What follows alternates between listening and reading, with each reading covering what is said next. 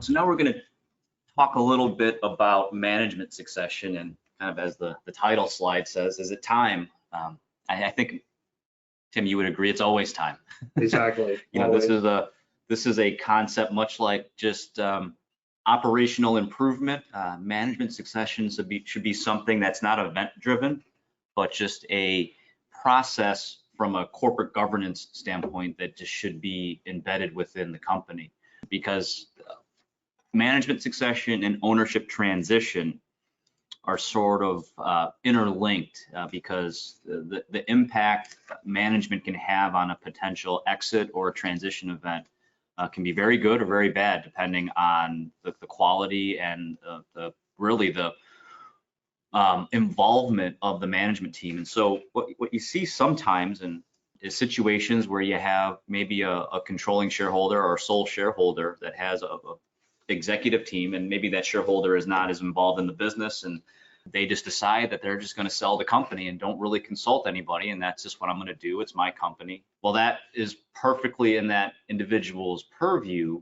From the management standpoint, they're the one running the day-to-day. They're the ones sort of invested in running the company. And if you, for lack of a better word, sort of piss them off by surprising them with this sort of plan, they may not go along with the plan. They may say, you know what, you can sell your company, you can keep your company, I'm out, and they leave. And then what's your company worth without a management team?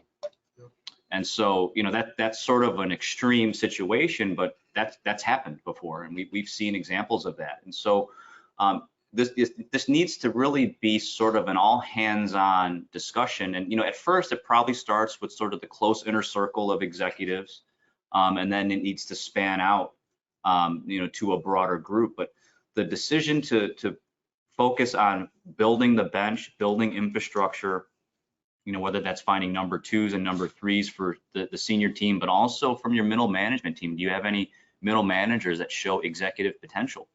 And how do you keep them? How do you incentivize them to stay with the company and hopefully make it one day to the executive level? And so, you know, all of these decisions will play into the performance of the company. The performance of the company is what's going to dictate what it's worth in the open market, whether that's through a internal transition or an external transition event.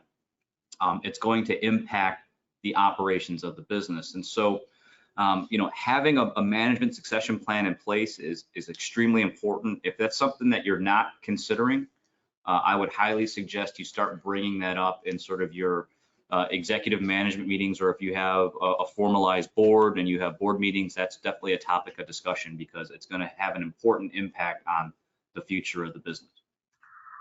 And it's also going to have an impact depending on what path you take, right? So as Tim alluded to earlier, we have really two paths that we've talked about. We have the external path where you go, you know, traditional third-party sales, so private equity strategic, or you have the internal strategy. And sort of we further broke these down by, you know, from an external strategy standpoint, this is really how a buyer is going to view your company. And so is there a management team in place? Are they good at what they do? Are they adequately incentivized to run the business? This is important, particularly if you're working with maybe a private equity firm who doesn't have an operator, right? And so they're buying the infrastructure of the company. They're buying effectively the management team that is in place. And if it's not there, that's seriously going to impair value. On the flip side, if you have a strategic that has an operations team that can get plugged right in, you know, the management succession piece is maybe not the most important point of this, but it still is important for continuity of the business post-transaction. So whether that management team is phased out over time, whether they're part of the transaction and they just find different roles within the company, but just making sure that you have a team that is in place, that you have a plan for them post-transaction is going to be important from an external standpoint.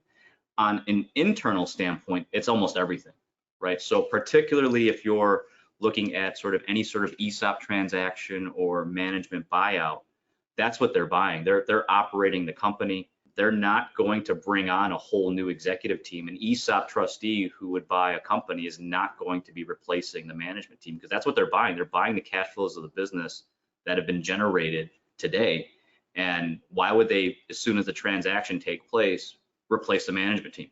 This goes back to making sure that managers and senior executives are incentivized, making sure that there are good processes and controls in place from a corporate governance standpoint. So everything from financial reporting to operations, all of those things need to be sort of buttoned up and tied up pre-transaction, because that's going to impact potential value of the deal. When Tim talked about, making sure the company is prepared, that's sort of a broad maybe word to use, but what does prepared mean? A lot of it has to do with the infrastructure in the business. How are the financials? Do you have good financial reporting? Can you turn financials on a monthly basis relatively quickly? Do you have really good ERP systems? Do you have a good financial reporting system, customer management, back office, all of those things?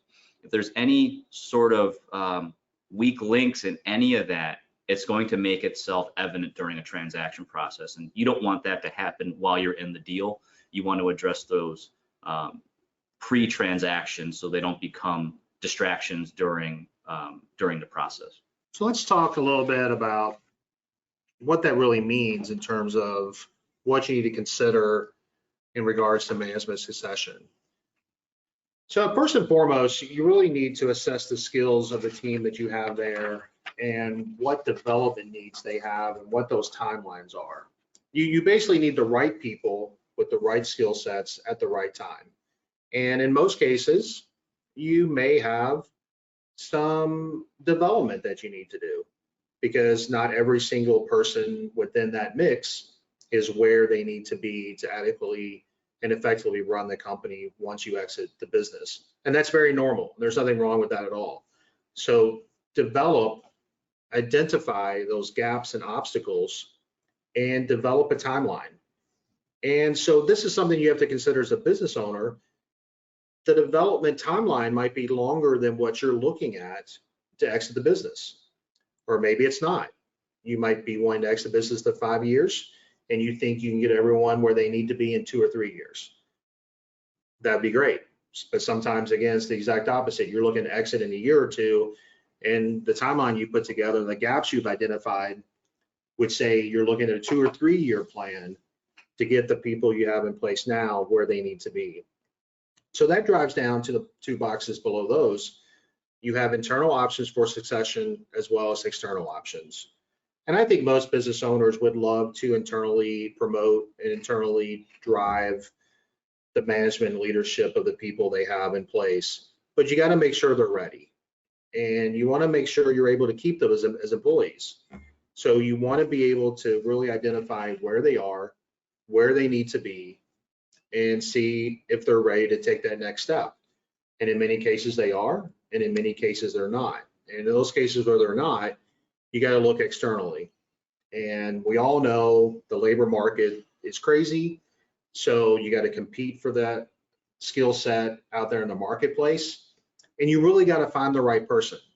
Are they proven? And even more than that, are they going to be a good cultural fit? You bring someone into a high level position that's not a good cultural fit with everyone else in your senior management in your firm, that could be a recipe that you don't want to cook. That's just something that could be a problem. And in all of this, whether it's internal or external, proper compensation is very key.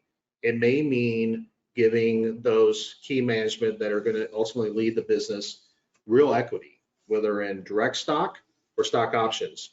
And in many cases could lead to synthetic equity, some stock appreciation rights or phantom stock. So this is a balancing act. Look at who you have in place now. Where are they? Where do they need to be? How quickly or how long does it take to get them there?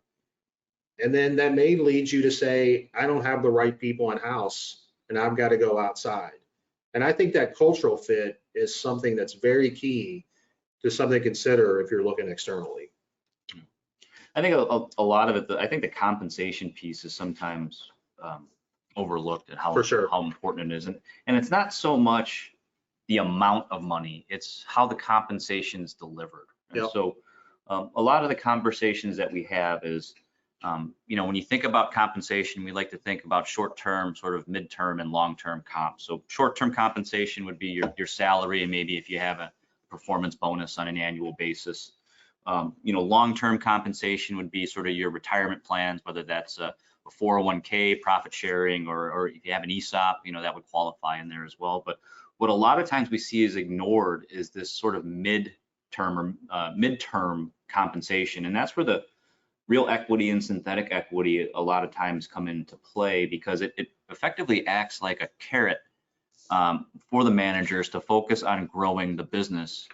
And if they do grow the business and those performance hurdles are achieved, those instruments can provide additional compensation and can be fairly meaningful. The way those are typically structured are, 3 to 5 year windows of someone being able to grow the business. And so what it does, it's not so short, whereas you can't create enough value out of that instrument, but it's not too long where it's sort of out of sight, out of mind from the executive's standpoint. And so it slots really nicely in that sort of business cycle, economic cycle timeframe, and incredibly important for retention of key people. And it's a lot of times we see these almost exclusively with controlling interest ESOP transactions, because the trustee that's buying in wants to make sure that management is retained and properly incented.